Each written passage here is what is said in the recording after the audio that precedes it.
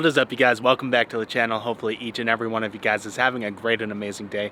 If it's your first time stopping by, go ahead and smash that subscribe button. While you're at it, go ahead and smash that thumbs up button. So there's a lot to cover in today's video, but first things first, we're going to go ahead and swap the stock throttle body for the 103mm Edelbrock throttle body. My tuner, who is Ortiz Performance, believes that the car is just not getting enough airflow in order to keep it running, so we're going to go ahead and swap that out for the bigger throttle body. Hopefully that helps with drivability. If not, we have a lot to figure out. We may end up going back stock cams, unfortunately. Even though they sound so good, it's a little unfortunate, but that might be the case, and that might be the way that we have to go. With that being said, we're going to go ahead and pull off the intake, pull off the stock throttle body, and go ahead and start putting the Edelbrock one back on. After that, we're going to go ahead and cover what I found out about the Joker's performance intercooler brick. It's been amazing so far, and we have AC in the car now, so the car's running really cold. Here's the setup currently. As you can see, stock throttle body with the intake not running. The whole housing right now on the intake is pretty cold outside, so it's not really affecting IATs. Again, we're going to go ahead and remove this and remove the throttle body, put the Edelbrock one back on, and we'll be good to go. And just like that, the Edelbrock 103mm throttle body is on. Let me get some light on that. Boom.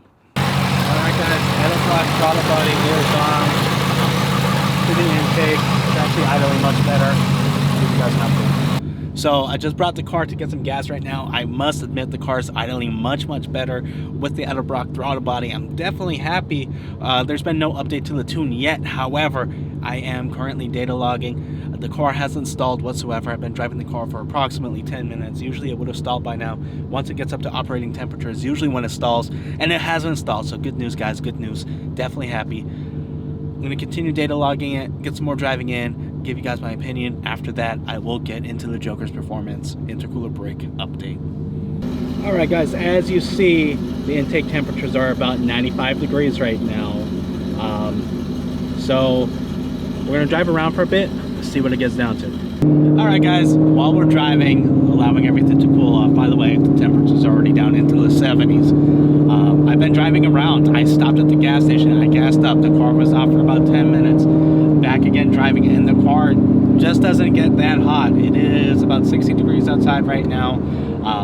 Anyhow, there was a period of time that I was driving around without a killer chiller in the car. Keep in mind, I do not have a heat exchanger on the car. It's strictly ice tank, killer chiller, and the Joker's performance intercooler brick. With that being said, my IATs were still decent.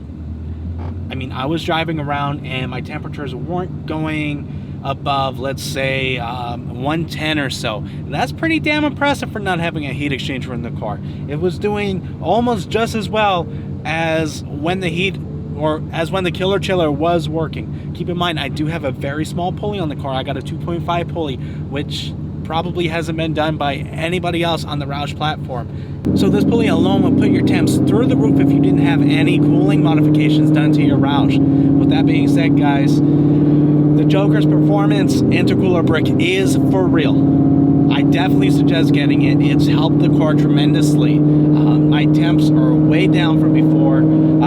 As I mentioned, right now my temps are sitting right at about 75. Of course, the killer chiller is activated. I haven't had a chance to really do any.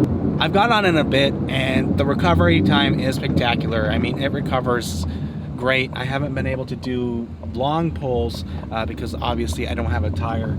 So we're just doing high gear pulls, like say 6 gear, 60 roll, and getting out of it real quick. With that being said, I'm definitely happy with the Joker's intercooler brick. I will show you the IATs once it drops. And again, I'll show you the IATs in the morning when the car's already cooled down and we can drive from there. So right now, I don't know if you can see that, but the temps are hovering right around 75 degrees. I know it's a little hard to see.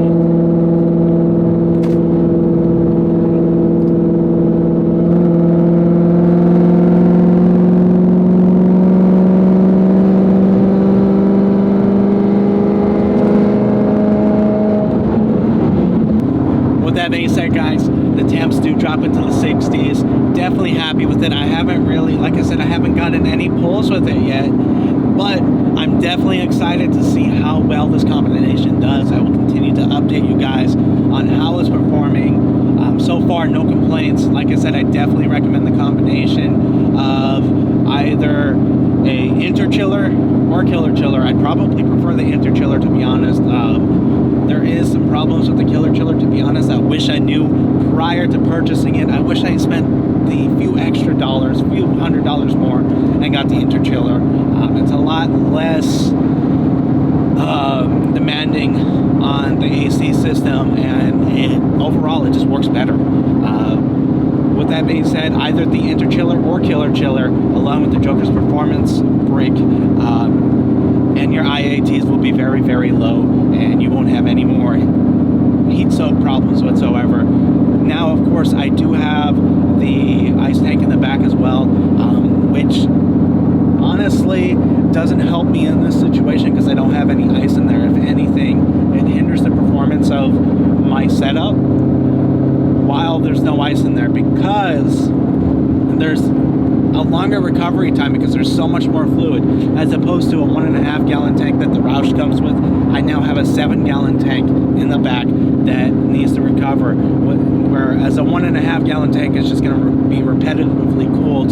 The 7.5 gallon tank might take a little longer for it to heat soak, but once it's heat soaked, it takes longer for it to recover. So therefore, over a longer period of time, the temps are going to get, or the temps aren't going to be as cold as what they would be if I just had the stock setup with that.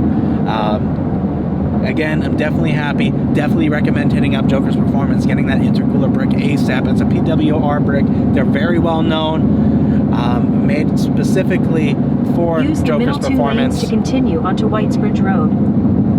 Definitely hit them up. I believe I actually got the last one, and I may be the first person testing it out to this extent.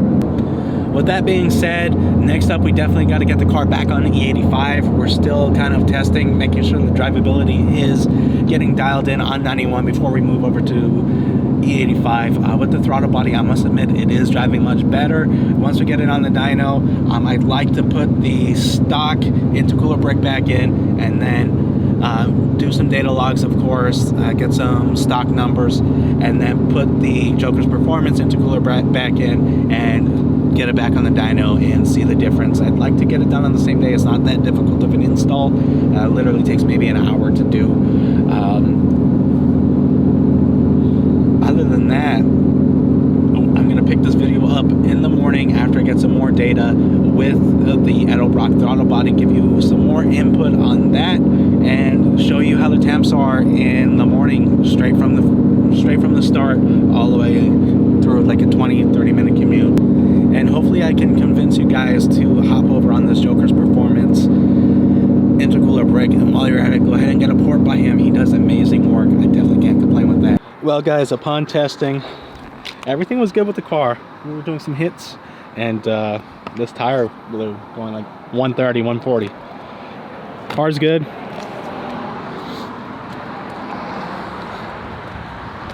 Just got to figure out a way to get it home.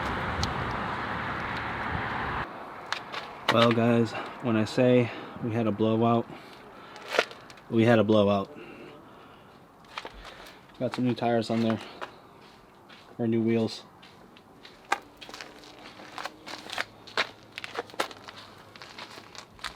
Why does all the exciting things happen off camera? Not gonna lie, that scared the shit out of me. When the tire popped, it literally pulled me across the whole freeway. I wasn't sure if I snapped my crankshaft again, if I snapped my axle, drive shaft. It sounded horrendous. Of course, making some steam. I think we just maybe spun the tire around the wheel and just demolished the whole tire, unfortunately. Definitely scary. I got another set of wheels on it right now, so safe to say I won't be doing any more pulls without a drag pack. Crazy.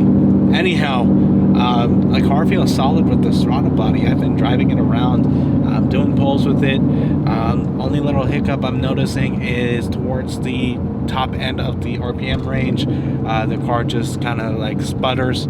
I don't know if it's because we're running lean or if it's just within the tune. It almost feels like we're hitting the rev limiter, so I'm sending those logs to my tuner right now, and then we'll get that all sorted out and hopefully move on to E85 real soon. Definitely excited for that. I should have my wheels tomorrow. Crossing my fingers. I did receive my tires, so they're just going to be mounted, and I'll leave that for you guys to see soon. Good morning, good morning. It is the following morning. Time for a little cold start. Let's hear it.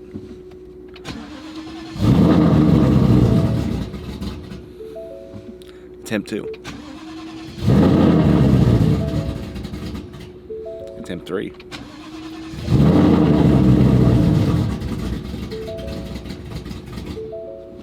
This is the one.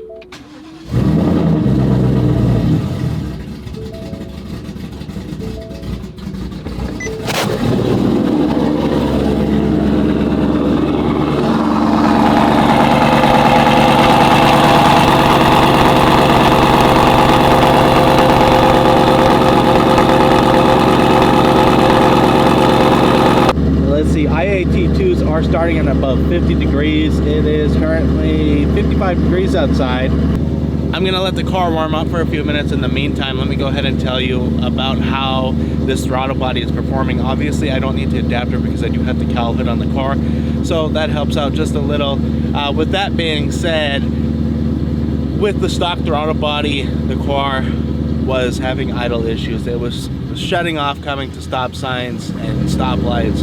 I haven't had that occur yet with this throttle body. The car is actually running much better.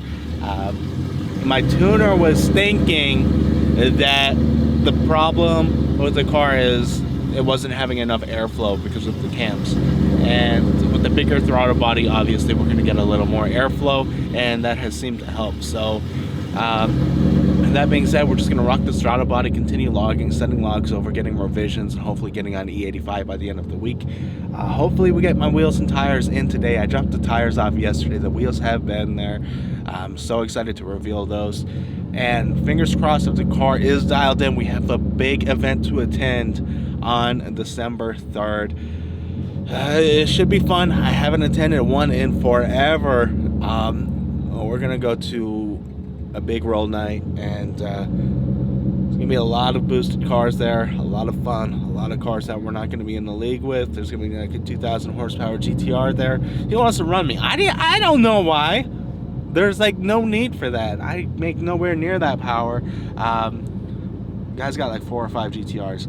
I'll see if he can bring one of the slower ones. Anyhow, with that being said, leaving the car warm up for just a minute here. We're gonna get on the road, monitor my IAT2s. From there, we'll give you an update.